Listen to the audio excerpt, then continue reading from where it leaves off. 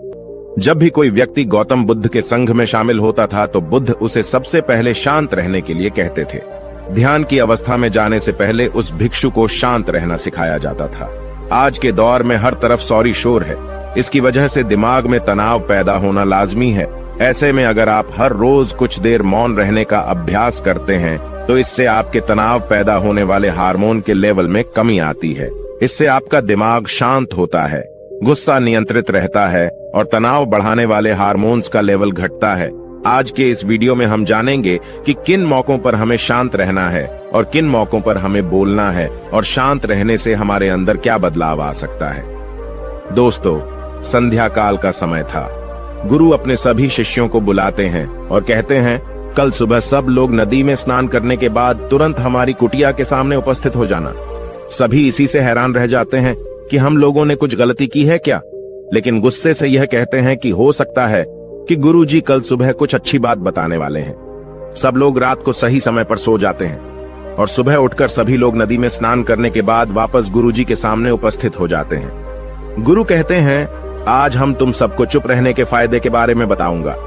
गुरु कहते हैं, 10 मौके जहां पर चुप रहने से होता है लाभ और बोलने से नुकसान। गुरु कहते हैं, अगर आप इन 10 मौकों पर शांत हो गए यानी मौन हो गए तो आप जो चाहेंगे वही मिल जाएगा। आपकी जिंदगी में चमत्कारिक बदलाव शुरू हो जाएंगे। जरूरत से ज्यादा बोलना या चुप रहना दोनों ही अच्छी बात नहीं है। जैसे जरूरत से ज्यादा बारिश हो जाना या फिर धूप दोनों ही दिक्कत देती है, उसी तरह अनावश्यक बोलने से भी काफी नुकसान होता है। गुरु कहते हैं कि पहला ऐसा मौका जहां पर व्यक्ति को चुप रहना चाहिए, बिना तथ्य के ना बोले। गुरु ने कहा, अगर आपके पास कोई तथ्य नहीं है तो वहां चुप रहने में ही भलाई है। चुप बैठने से दिमाग में नई कोशिकाओं का निर्माण होता है और इससे ज्ञान की वृद्धि होती है। बोलने में भलाई वही है जहां आपको किसी चीज के बारे में पूरा ज्ञान हो। अगर आप बिना तथ्य के कहीं बोलते हैं या फिर बेवजह बोलते हैं तो आपका वहां मजाक भी बन सकता है। अगर आपके पास पर्याप्त जानकारी नहीं है, ऐसी जगह पर बोलने से आपका मजाक तो बनी रहेगी, साथ ही साथ लोगों का भरोसा भी आपसे उठने लगेगा। इसलिए ऐसी जगह पर शांत रहो जहां तुम्हें पता ना हो कि क्या बोलना है क्या नहीं। कई बार कुछ लोग ऐसे होते हैं जो हर जगह अपनी उपस्थिति बताने लगते हैं। उन्हें पता नहीं होता है कि हमें क्या बोलना है, लेकिन फिर भी बोलते जाते हैं और फिर बाद में दूसरे लोग उनके जाने के बाद उनका मजाक उड़ाते हैं। जब तक आपको उस तथ्य के बारे में अच्छा ज्ञान नहीं है, उसके बारे में पता नहीं है, तो वहां चुप रहना ही ज्यादा समझदारी है। गुरु ने कहा, दूसरा ऐसा मौका जहां पर व्यक्ति को चुप रहना चाहिए। शब्दों से न पहुंचे ठेस। अगर आपके शब्द किसी को मानसिक ठेस पहुंचा रहे हैं तो वहां चुप हो जाना चाहिए। कमजोर व्यक्ति के बारे में कुछ भी बोलकर आप महान नहीं बन सकते हैं। महान आप किसी कमजोर का साथ देने में बनेंगे। कई बार होता है कुछ लोग अपने से छोटे व्यक्ति को भला बुरा कहते रहते हैं। सामने वाला इंसान तो कद से आपसे छोटा है, वह आपको कुछ नहीं बोलेगा, लेकिन आप उसकी नजरों में गिरते चले जाएंगे। हो सकता है कि कल वह भी आपसे पद में बड़ा हो जाए। पद में आपसे जब वह बड़ा हो जाएगा तो आज जो रवैया आपका उसके साथ है, आने वाले समय में वह भी आपके साथ वही करेगा। आप किसी को नीचा दिखाकर बड़ा नहीं बन सकते हैं। बड़ा बनना है तो अपने से छोटे लोगों का इज्जत भी करना सीखें और साथ ही साथ बड़े लोगों का भी सम्मान करना चाहिए। लोगों को लगता है कि अगर वह अकड़कर बोलेंगे और सामने वाले को नीचा गिराने की कोशिश करेंगे तो वह बड़े बन जाएंगे, तो यह उन सब की भूल है। बड़े होने की बजाय आप उनकी नजरों में गिरते चले जाएंगे। गुरु ने आगे कहा, इसलिए शिष्यों, तुम सब जब भी बोलना आदर भाव से बोलना ताकि तुम्हारी बात लोगों को अच्छी लगे। बोलने में भाई बहन, माता पिता, मित्र इत्यादि संबोधन शब्दों का इस्तेमाल जरूर करना। इससे तुम्हारी मान प्रतिष्ठा तो बढ़ेगी ही, साथ ही साथ लोगों की नजरों में तुम समझदार व्यक्ति बनते जाओगे। गुरु ने आगे कहा, तीसरा मौका जहां पर व्यक्ति को चुप रहने में ही भलाई है। क्रोध या घृणा करने वाले लोग, जब कोई अपना या सगा संबंधी आप पर क्रोध कर रहा हो, आपका अपमान कर रहा हो, तो आपको उस वक्त चुप रहना चाहिए ताकि सामने वाले का गुब्बारा पूरी तरह से फट जाए। आप यदि सही हैं तो उसे कतई माफीनामा गए और चुप रहकर ही सही समय का इंतजार करें। वह खुद आपसे माफी मांग लेगा जब उसे अपनी गलती का एहसास हो जाएगा। गुरु आगे कहते हैं कि अगर आपका कोई सगा संबंधी आप पर क्रोध कर रहा हो और आप उस समय शांत हैं, तो यह आदर सम्मान देने की निशानी होती है। इससे न कोई छोटा होता है और न ही बड़ा। अगर आपको क्रोध आ रहा है तो आप या तो वहां से किसी का अनादर किए बिना चले जाएं या फिर चुप रहें। क्रोध करने से आपके रिश्ते खराब होंगे। क्रोध करने से हमेशा क्रोध करने वाले व्यक्ति का ही बुरा होता है। गुरु आगे कहते हैं कि एक बार की बात है, एक सांप जंगल से भागते हुए किसी राजा के घर में पहुंच गया। लोगों ने छेड़खानी की तो वह बहुत ही गुस्सा हो गया, जिससे घर में जो तलवार पड़ी हुई थी उसी को लपेटकर कसने लगा और धीरे धीरे उसका पूरा शरीर कट गया। ठीक उसी प्रकार हमारा गुस्सा भी हमारे शरीर को तलवार की भांति काटता रहता है। गुस्सा ध्यान से खत्म होता है प्रतिदिन। अगर आप ध्यान की मुद्रा में बैठे हैं तो आपका गुस्सा आपके नियंत्रण में रहेगा। गुरु आगे कहते हैं कि यह तरीका है कि आप प्रतिदिन ध्यान का अभ्यास करें। इससे आपके शरीर में जो हार्मोन्स गुस्से को बढ़ावा देते हैं वह सब तुम्हारे नियंत्रण में रहेंगे, जिससे शरीर गुस्से पर आसानी तुम्हारा से काबू पा लेगा। लेकिन एक तरीका यह भी है कि जब भी आपको गुस्सा आए तो आप यह समझने का प्रयास करो कि क्या मेरा गुस्सा जायज है या नहीं। हमें वहां पर बोलना चाहिए कि नहीं।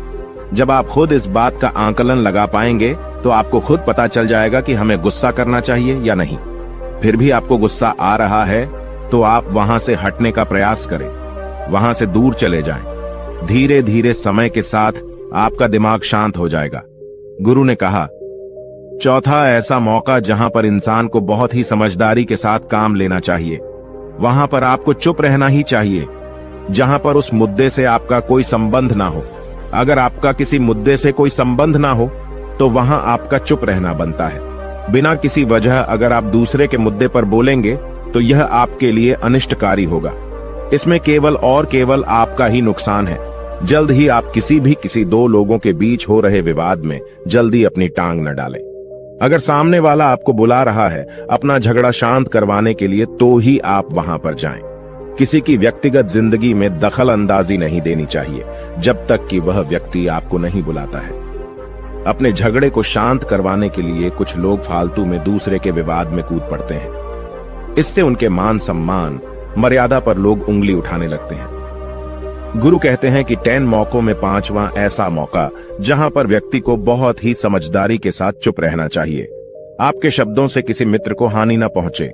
अगर आपके शब्द सामने वाले के परिवार या मित्रों की प्रतिष्ठा के बारे में बुरी झलक दिखा रहे हैं तो आपको चुप रहना चाहिए। किसी के परिवार या फिर मित्र के बारे में बुरा बोलने से केवल आप ही बुरे बनेंगे। जो चीज आसानी से खत्म की जा सकती है उसे अपने शब्दों से बड़ा न करें। बिना चिल्लाए बात करने का प्रयास करते रहना चाहिए। अगर आप बिना चिल्लाए कोई बात नहीं कह सकते तो आपका चुप रहने में ही भलाई है। किसी पर चिल्लाने से आपके व्यवहार के बारे में पता चलता है। ज्यादा बोलने से चीजें हमेशा खराब ही होती हैं। कई बार कुछ रिश्ते ज्यादा तेज बोलने की वजह से टूट जाते हैं। इसलिए अपनी आवाज में मीठापन लाएं। आपके शब्दों से आपके दोस्त को हानि नहीं पहुंचनी चाहिए। कभी कभी दोस्तों के जब हम मजाक हैं तो रहे कि आपके शब्दों से किसी का अनादर ना हो। मजाक को भी हमेशा शब्दों के मायने में ही रखें। जहां किसी को शब्दों से चोट लगे वहां चुप हो जाएं। ज्यादा बोलने से हमेशा नुकसान ही होता है। किसी और की प्रतिष्ठा को अपने शब्दों के माध्यम से उसे हानि नहीं पहुंचानी चाहिए। यदि आपके शब्दों से किसी और की प्रतिष्ठा को ठेस पहुंच रही है तो वहां आपको चुप हो जाना चाहिए। जब कोई व्यक्ति आपके सामने नहीं है तो आप उस व्यक्ति के बारे में बुरे शब्द किसी तीसरे व्यक्ति के सामने न बोलें। गुरु कहते हैं, छठा मौका जहां पर व्यक्ति को चुप रहना चाहिए, जब कोई कर रहा हो किसी की बुराई। जब कोई आदमी आपके सामने किसी तीसरे आदमी की बुराई कर रहा हो तब तुम्हें चुप रहकर बस सुनना चाहिए। अपनी राय व्यक्त नहीं करना चाहिए, क्योंकि जो आज आपके सामने किसी तीसरे की बुराई कर रहा है वह कल किसी और के सामने आपकी बुराई भी कर सकता है। यदि आपने कुछ कहा है तो नीति शास्त्र के अनुसार जो अपने मुंह को बंद रखता है और बुद्धि से काम करता है वही इंसान समझदार होता है। बिना जरूरत के बोलना, किसी के बारे में किसी के बीच में बोलना यह गलत बात है। कभी कभी हमारे लिए बुद्धिमानी इसी में होती है कि हमें अपना मुंह ऐसी जगह पर नहीं खोलना चाहिए। गुरु आगे कहते हैं कि 10 मौकों में 7वां ऐसा मौका जहां पर व्यक्ति को चुप रहना चाहिए, जब कोई नहीं समझे आपकी भावना।